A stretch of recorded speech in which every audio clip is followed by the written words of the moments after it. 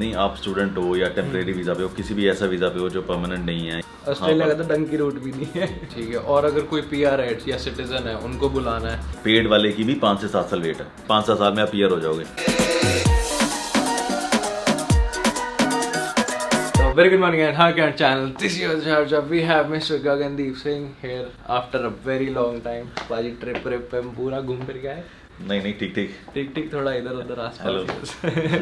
New years कैसा था आपका? न्यू ईयर्स बढ़िया था। बहुत टाइम बाद मिल रहा हूँ मैं बाजी से, पता है आप लोगों को। आज की इस वीडियो में हम लोग बात करने वाले हैं कि पेरेंट्स को आप लोग ऑस्ट्रेलिया कैसे बुला सकते हो। बहुत सारे लोगों के दिमाग में चीज़ डाउट रहती है कि हम ऑस्ट्रेलिया एज अ स्टूडेंट चले जाएंगे, फिर हमारी पढ़ाई चल रही होगी, हमारा दिल दुख रहा होगा, हमको मम्मी चाहिए यहाँ पे, हमको पापा चाहिए होंगे, तो हम कैसे बुला सकते हैं while we are on a student visa और अ टेम्परेरी वीज़ा। प्लस हम लोग अगर पीआर हो जाते हैं या फिर हम लोग सिटीजन हैं तो हम लोग अपने पेरेंट्स को कौन कौन से ऑप्शंस पर यहाँ पर बुला सकते हैं, पेरेंट्स यहाँ पर कितने टाइम तक रह सकते हैं और कितना पैसा लगेगा।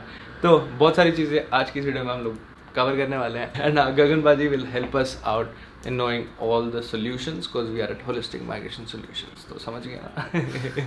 बाजी कैसे हो, सब ठीक है? बढ़िया। अब बताओ कि हमको अगर टूरिस्ट वीज़ा पे बुलाना है मम्मी पापा को और मैं स्टूडेंट हूँ तो कैसे बुला सकते हैं? नहीं, आप स्टूडेंट हो या टेम्परेरी वीज़ा पे हो, किसी भी ऐसा वीज़ा पे हो जो परमानेंट नहीं है या आप सिटीजन नहीं हो, तो ऑफ कोर्स जो आपके ऑप्शन बचती है वो बचती है टूरिस्ट की, और जो आप टूरिस्ट बुला सकते हो। नहीं तो अदरवाइज शायद मैंने आपको लास्ट वीडियो पर भी बोला था, अगर आपके पेरेंट्स 45 से अंडर हैं तो आपके पेरेंट्स स्किल्ड माइग्रेशन पर भी आ सकते हैं लॉन्ग टर्म स्टे के लिए, या अगर आपके पेरेंट्स अंडर 55 हैं पर बिजनेसमैन है और वो बिजनेस वीज़ा के लिए क्वालिफाई करते हैं तो अंडर 55 वो बिजनेस वीज़ा पर भी आ सकते हैं। तो 3 ऑप्शंस जो बचेंगे, टूरिस्ट की, बिजनेस की या स्किल्ड की। और फीस वगैरह कितनी होती है टूरिस्ट वीज़ा की इंडिया में? किसी को टूरिस्ट की तो 192 के आसपास रहती है पर एप्लीकेंट, तो उससे वो टूरिस्ट वीज़ा पे आ सकते हैं। और उसमें हम लोगों को कुछ यहाँ से दिखाना पड़ता है कि मैं यहाँ पर रहता हूँ, मेरा बच्चा बाहर रहता है, या वो अप्लाई करें या हम अप्लाई करें? देखो, अप्लाई तो हम हमेशा प्रेफर यही करते हैं कि ऑस्ट्रेलिया से ही अप्लाई हो, तो इसलिए हमारी प्रेफरेंस ये होती है अगर क्लाइंट हमारा यहाँ पर है जो उनको स्पॉन्सर कर रहा है या इन्वाइट कर रहा है तो हम कोशिश करते हैं यहीं से उनकी फाइल लॉन्च करें। इवन अगर कोई इंडिया में भी टूरिस्ट वीज़ा लगवाना चाहता है तो हम यहाँ से लगा सकते हैं ऑफ कोर्स। इंडिया में तो एजेंट बैठे बैठे बोल देते हैं जी लाख रुपए दे दो, हम लगवा देंगे, हम भेज देंगे। वही इसीलिए बोल रहा हूँ कि ऑस्ट्रेलिया का तो डंकी रूट भी नहीं है, पानी का रूट है। काफ़ी लोग आते हैं बोट से यहाँ पे, पहले आते थे ना, अभी भी आते हैं। हाँ, मेरे को कई क्लाइंट्स मिले हैं जो बोट से आए हैं, और वो ऐसी बोट है कि अगर तूफान आए तो वो उलट जाएगी, पर लाइफ रिस्क पे डाल के आते हैं लोग। कई क्लाइंट्स मेरे को मिले हैं जो इस तरह से आए हैं। छोटी बोट होती है उनमें, मतलब इस किस्मत ही है कि अगर निकल गए नहीं निकले। काफी लोग मर भी जाते हैं इस रास्ते से। ये भैया प्रमोट नहीं कर रहे बिल्कुल भी, आप लोगों को बता रहे हैं। मूवी तो आपने देखी है और स्टोरीज तो आपको पता ही है डंकी की। और अगर बंदा पीआर है या फिर सिटीजन है यहाँ का तो वो कैसे बुला सकते हो? उसके पास कितने सारे ऑप्शंस है, क्योंकि मैं काफी सारे जैसे ग्रुप्स बने हुए हैं, Indian in Melbourne, Indian in Sydney, वहाँ पर भी लोग पूछते रहते हैं। मतलब एक क्लैरिटी चाहिए लोगों को, तो वो कैसे होता है? अगर कोई पीआर है या सिटीजन है उसको पेरेंट्स को बुलाना है लॉन्ग टर्म स्टे के लिए या फिर शॉर्ट टर्म के लिए? शॉर्ट टर्म के लिए तो ऑफ कोर्स टूरिस्ट वीज़ा अभी भी है, वो ऑप्शन है। पीआर सिटीजन के लिए भी ये नहीं है कि अगर पीआर सिटीजन हो गए तो टूरिस्ट पे नहीं बुला सकते, अपने पेरेंट्स को टूरिस्ट वीज़ा पर भी बुला सकते हैं। और अगर हम लोगों को टूरिस्ट वीज़ा अप्लाई करना है फैमिली का, तो डॉक्यूमेंटेशन क्या क्या होती है बेसिक, जो हम लोग बता सकते हैं लोगों को? देखो, अगर आप स्टूडेंट वीज़ा पर हो तो हमेशा इंकरेज करते हैं कि अगर आप कॉलेज से लेटर ले दो कि आप कॉलेज में एनरोल्ड हो, आप वहाँ पर पढ़ रहे हो, तो उससे बेनिफिशियल होता है। या टूरिस्ट वीज़ा के लिए हमारी प्रेफरेंस ये होती है कि कोई भी रीज़न अगर आपका है, जैसे मान लो किसी का बर्थडे आ रहा है, किसी का न्यू ईयर आ रहा है, या मान लो किसी की हस्बैंड वाइफ में से कोई, जैसे वाइफ प्रेग्नेंट है, तो अगर ऐसा कोई रीजन है, हस्बैंड की जॉब प्रमोशन है, हाउस वार्मिंग है, अगर ऐसा कुछ भी हो रहा है तो they are always good to have. पर invitation letter is always helpful. पर ऐसा जरूरी नहीं होता कि टूरिस्ट हमेशा इनविटेशन लेटर के साथ ही आएगा, इन सब के साथ आएगा। वो होटल बुकिंग के साथ भी आ सकते हैं, या अपना प्लान दिखा के आते हैं, हम ऑस्ट्रेलिया घूमना चाहते हैं, या यहाँ से जो इन्वाइट कर रहा है वो ये भी कह सकते हैं कि चलो मुझे मिलने आ रहे हैं। पर हमेशा हम फिर भी हमारी कोशिश होती है अगर कुछ डेट ऐसी है जिसके लिए आप स्पेसिफिकली उनको बुला रहे हो तो उसको जरूर मेंशन करो।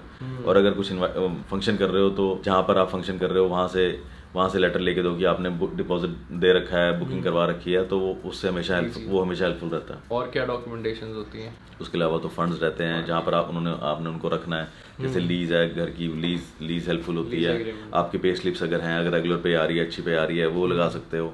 जहाँ पर आपने घूमने जाना है वो लगा सकते हो। अगर मान लो आपने फिलिप आइलैंड, सिडनी कहीं पर कोई बुकिंग कराई है, ऑलरेडी कुछ प्लान है, तो वो सारी चीजें लगा सकते हो। तो basically department wants to know कि अगर आप ऑस्ट्रेलिया आ रहे हो तो अपने आपको फंड कर सकते हो। Fund does not has to be from Australia. अगर इंडिया में भी उसके पेरेंट्स की जॉब है, उनके पास फंड्स पड़े हुए हैं, उनके एफडी है, ये पेरेंट्स अपने फंड्स भी दिखा सकते हैं। और यहाँ पर अगर उन्होंने घूमने जाना है, जैसे यहाँ पर आने के बाद अपने बच्चे को तो मिलना ही मिलना है, उसके अलावा उनके रिश्तेदार हैं या उनका कोई और फ्रेंड यहाँ पर रहता है तो उसके बारे में जो भी उनका प्लान है ऑस्ट्रेलिया में, it is always good to let them know in detail कि आपका ऑस्ट्रेलिया में आने के बाद क्या प्लान है। तो वो सब कुछ मेंशन करके हम टूरिज्म डालते हैं और उसी तरह से डालना चाहिए ताकि रिफ्यूज़ल वगैरह के चांसेस ना रहें। आपने फंड्स की बात करी, तो फंड्स कितने शो करने होते हैं? मान लो फॉर अ मंथ आ रहे हैं 1 महीने के लिए, तो उसमें कोई जो स्पॉन्सर कर रहा है टूरिस्ट वीजा के लिए ना कोई थंब रूल नहीं है, पर अदरवाइज जो डिपार्टमेंट का एवरेज चलता है वो पर मंथ पर एप्लीकेंट 1800 के आसपास चलता है कि $1800 होने चाहिए अप्रोक्सीमेटली। इसमें कोई इन्होंने स्पेसिफिक रूल नहीं दे रखा, जैसे स्टूडेंट वीजा के लिए तो स्पेसिफिक दे रखा है ना इतने पैसे होने चाहिए, इसके लिए कोई स्पेसिफिक नहीं दे रखा, बस वो कह रहे हैं कि जो भी करने आ रहे हैं वो कर सकें। अब जो करने आ रहे हैं उसके हिसाब से चेंज होता है। अब आप बोलो कि नहीं मैं तो यहाँ पर 5 स्टार में इतने दिन, मैं 5 दिन वहाँ रुकूंगा, 5 दिन वहाँ रुकूंगा, तो उस हिसाब से फंड बढ़ जाएंगे।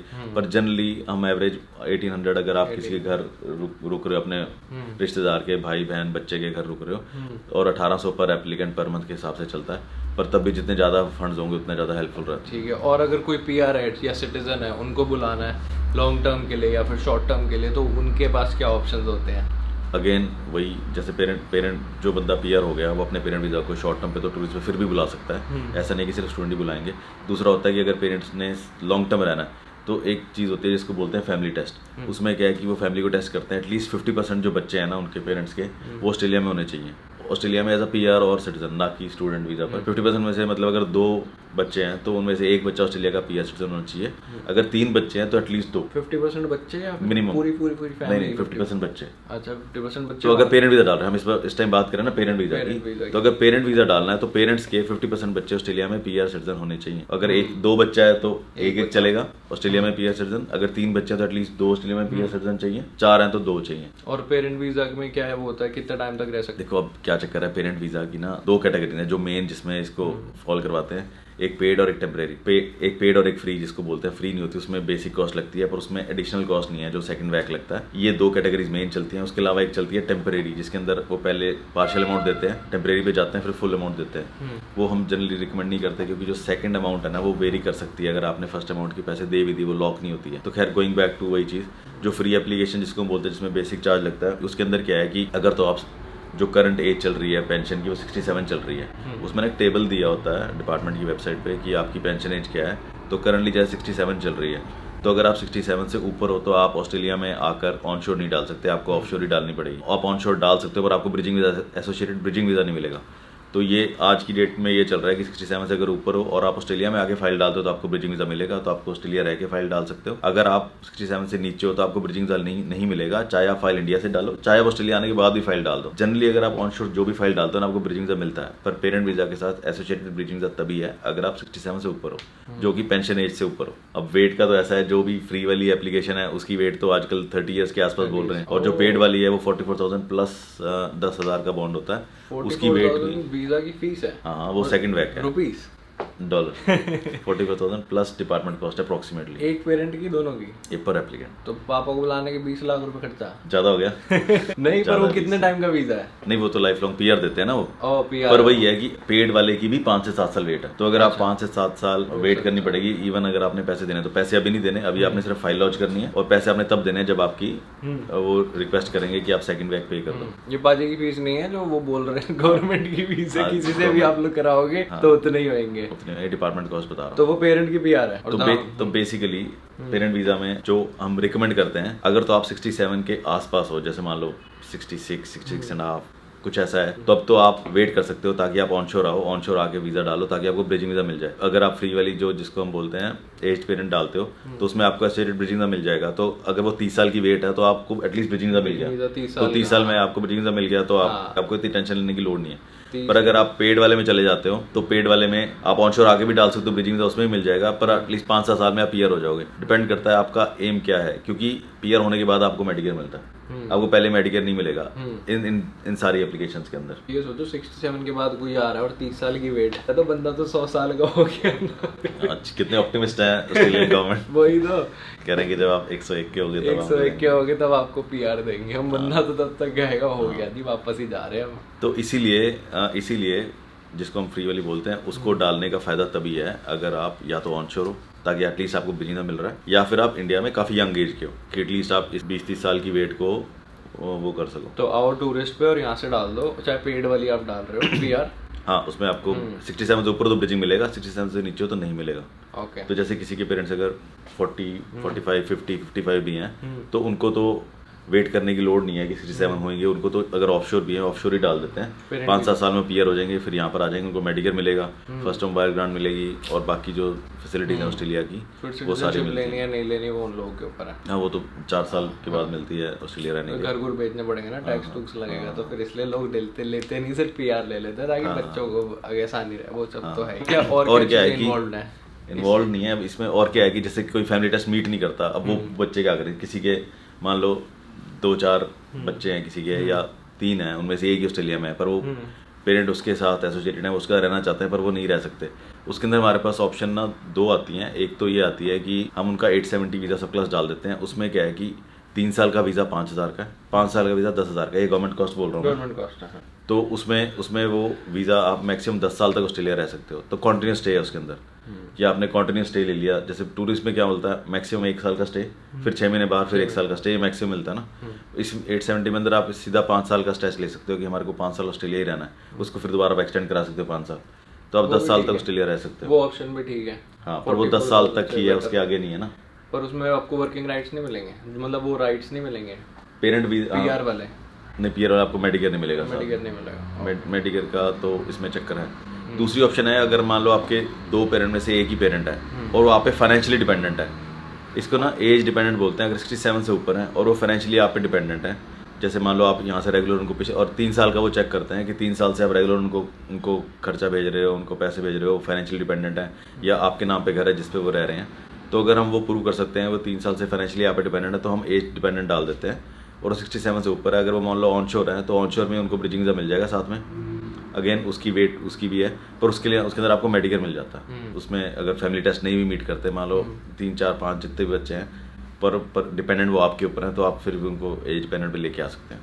और 67 से नीचे है तब भी, पर फिर नहीं 67 ऑनशोर ही है, ऑनशोर ही है। ओके, मतलब 67 से ऊपर ही है। इन सब के अलावा कोई और ऑप्शन है कि बुलाना है किसी को? और इन सब के अलावा एक ऑप्शन होती है रिमेनिंग रिलेटिव। उसमें क्या है कि अगर आपकी क्लोज जो फैमिली है उसमें से सारे बंदे ऑस्ट्रेलिया में, एक ही बंदा रह गया, उसके अंदर ये नहीं है कि पेरेंट ही है। अब जैसे मान लो आपके पेरेंट्स भी पीआर हो गए, आप भी पीआर हो गए, आपका एक ही भाई बचा है वहाँ पर और वो सिंगल है, मैरिड नहीं है, तो अगर आपका सिंगल रिमेनिंग रिलेटिव वहाँ पर रह गया है तो आप रिमेनिंग रिलेटिव वीज़ा डाल देते हो। उसके अंदर भी वेट अप्रॉक्सीमेटली 30 साल की बोलते हैं। आपका भाई अगर मान लो 20 साल का भी है, 25 साल का भी है, पर आपके पेरेंट्स ने एज पेरेंट डाला या पेड वाली पीआर डाली और वो पीआर हो गए, और आपके पेरेंट्स भी यहाँ पर आ गए, आप भी यहाँ पर आ गए, और वो अकेला बचा सिंगल बंदा है ना, तो आप, और वो ऑस्ट्रेलिया टूरिस्ट पे है तो वहाँ से डाल सकते हो रिमेनिंग रिलेटिव कि वो रिमेनिंग रिलेटिव वहाँ पर बचा हुआ है, तो उसमें वेट चलती रहेगी। अगर वो वहाँ पर है तब भी डाल सकते हो, पर ऑफशोर डालने में वही है, फिर 3 साल की वेट में कोई खास फायदा नहीं रह जाता। तो इसलिए रिमेनिंग रिलेटिव एक ऐसी ऑप्शन है जो अंडर 67 को भी आप ब्रिजिंग वीज़ा दिला सकते हो, तो यहाँ पर आ सकता है फिर परमानेंट। हाँ जी, हाँ जी। तो भाई ये सारे ऑप्शन के आपको पता थे? नहीं पता थे ना, क्योंकि हम लोगों को सिर्फ टूरिस्ट वीज़ा पता होता है, उसके बाद की हम लोगों को इतनी ज़्यादा नॉलेज नहीं होती। आज होपफुली आप लोगों को सारे के सारे डाउट्स आप लोगों के क्लियर हो गए होंगे। Thank you so much Gagan भाई for giving us this lovely information. Hopefully जिन जिन लोगों को पेरेंट्स को बुलाना है उन लोगों के लिए हेल्प होगी। आपकी कॉन्वोकेशन आ रही है, आप लोगों को बर्थडे आ रहा है, आप लोगों को कुछ मतलब ऐसे प्लान करना है सरप्राइज, मस्त वीज़ा डाल के आप लोग बुला सकते हो। आप लोगों को ऑप्शन सारे मिल ही गए हैं। तो अगर आप लोगों को और भी कोई क्वेरी है, ठीक है, आप लोगों को अपना रिज्यूमे या फिर आप लोगों को किसी भी चीज़ के लिए हेल्प चाहिए माइग्रेशन से रिलेटेड, नीचे लिंक है डिस्क्रिप्शन के अंदर, जाके आप लोगों को फॉर्म फिल कर सकते हो एंड आप लोगों को बढ़िया से रीच आउट, ठीक है, हो जाएंगे होलिस्टिक माइग्रेशन की टीम एंड आप लोगों की हेल्प हो जाएगी। तो thank you so much for watching. Thank you Gagan ji, thank you भाई। तो हाँ, अगर आप लोग वीडियो इतनी अच्छी लगी तो लाइक कर देना, सब्सक्राइब कर देना। हम लोग मिलेंगे नेक्स्ट वीडियो में, तब तक love from Melbourne, voice of India, piece.